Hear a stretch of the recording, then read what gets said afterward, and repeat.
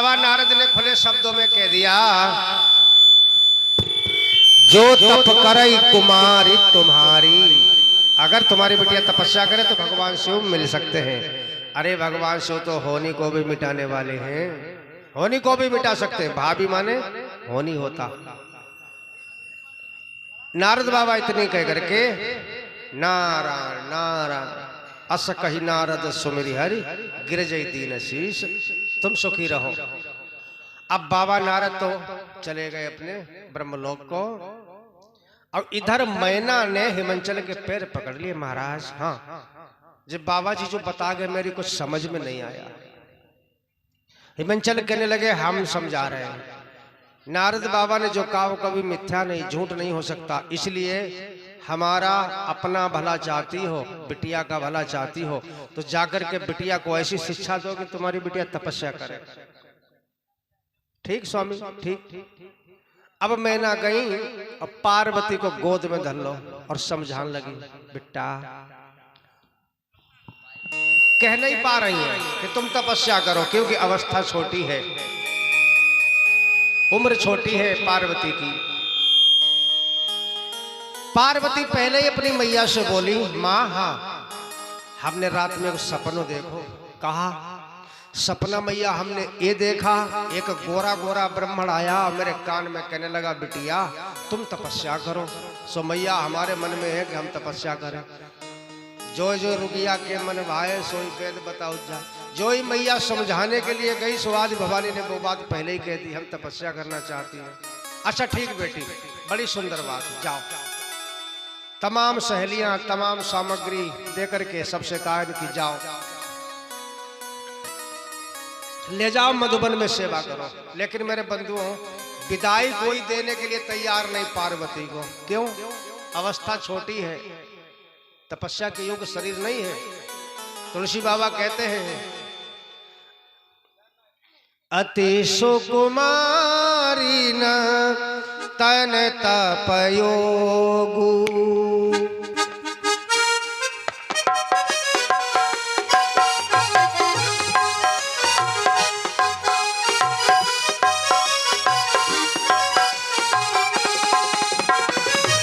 अति सुकुमारी न तन तपयोगु, अति सुकुमारी न तन तपयोगु, पति पद सुमिरी तजो सब भोगु।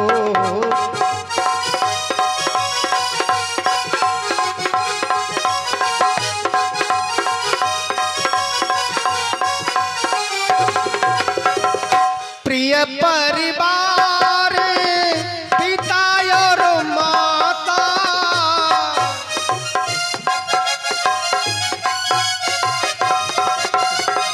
प्रिय परिवार पिता और माता, प्रिय परिवार पिता और माता, भय बिकले मुख आबन बाता, भय बिकले मुख आबन बाता।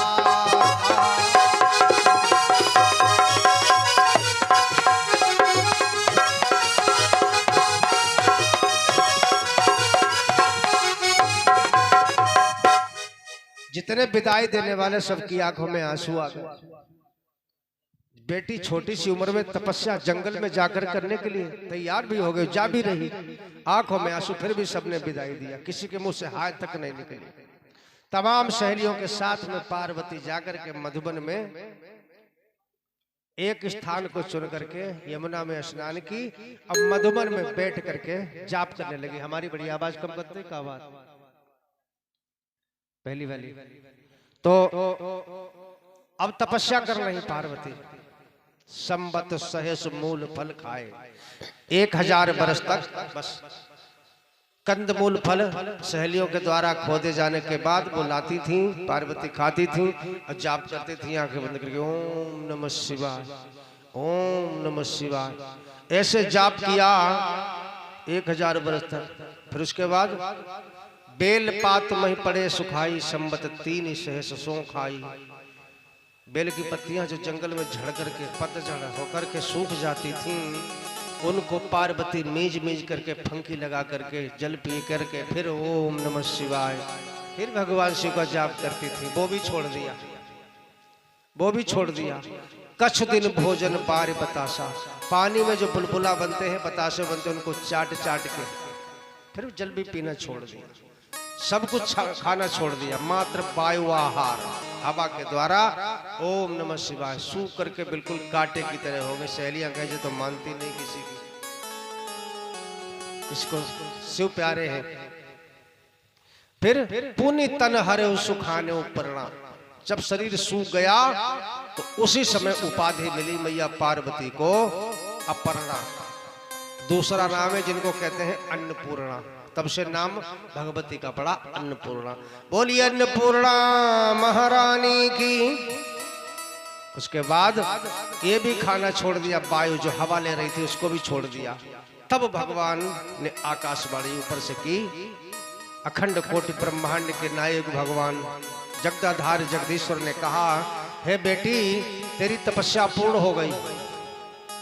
ऐसे धीर मुनि ज्ञानी कोई इतने नहीं हुए दुनिया में जो तेरी जैसी कोई तपस्या करते। अब तेरी अवस्था छोटी है। भय अनेक धीर मुनि ज्ञानी, अश तप काहुन कीन भवानी। लेकिन बिटिया एक बात ध्यान रखना, तुम्हारी तपस्या पूर्ण हो गई, अब भगवान शिव तुमको अवश्य प्राप्त होंगे, लेकिन तुम्हारे पिताजी बुलाने आए तो घर चली जाना अब, क्योंकि जो जिस कार्य के लिए आई थी वो कार्य हो गया तुम्हारा। आबहि पिता बुलावन जबहि, तो हट मत करना बेटी। आबहि पिता बुलावन जबहि, हठ परिहर घर जायऊ तब।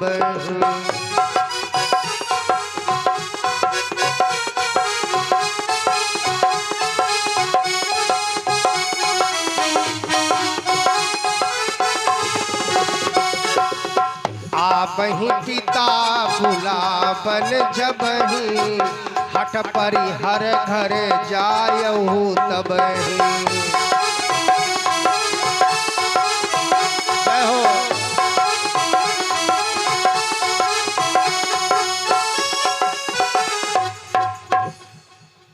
अब घर चली जाना। आकाशवाणी इतनी सुनी है, पार्वती ने बड़ी प्रसन्न हो गई। सहेलियां कहती है अब तो घर चलो। बोली नहीं जाऊंगी, मैं तो जाप ही करूंगी। ओम नमः शिवाय, ओम नमः शिवाय। और इधर भगवान शिव जी के पास तारक असुर से परेशान होकर के समस्त देवता और ब्रह्मा जी कैलाश पर पहुंचे। अब कैलाश पर पहुंच करके भगवान शिव ने देखा क्या, तो पूरी मंडली आ रही है। आहा, एक बात है, ब्रह्मा जी भगवान श्री हरि से कहते हैं, प्रभु ऐसा करो, भगवान शिव विवाह करने के लिए तुम कहना। भगवान श्री हरि कहने लगे ब्रह्मा जी से कि हम क्या जाने मजबई करना है?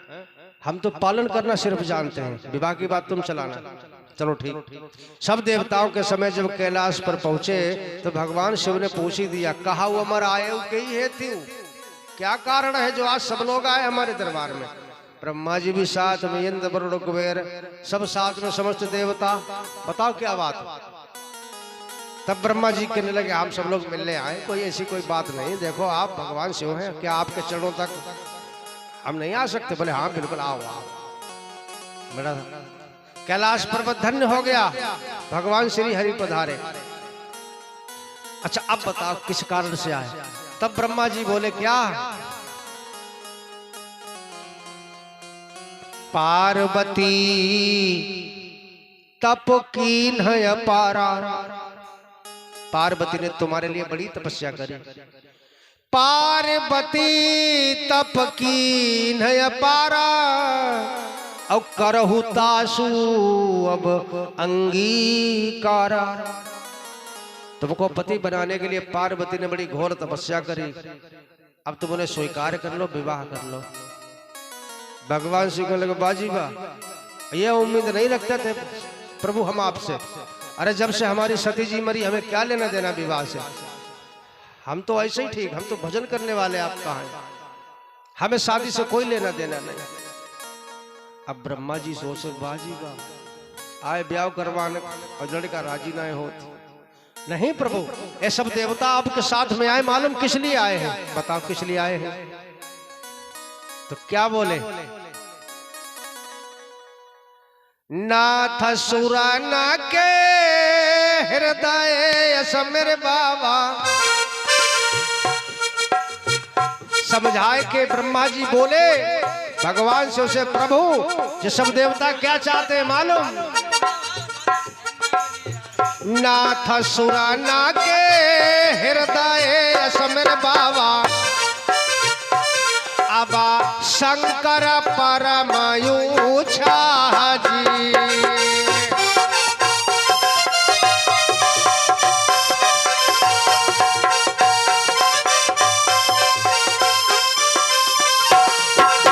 समझाए के बोले बाबा ये सब देवता आए तुम्हारा ब्याह दिख बोचात ब्याह।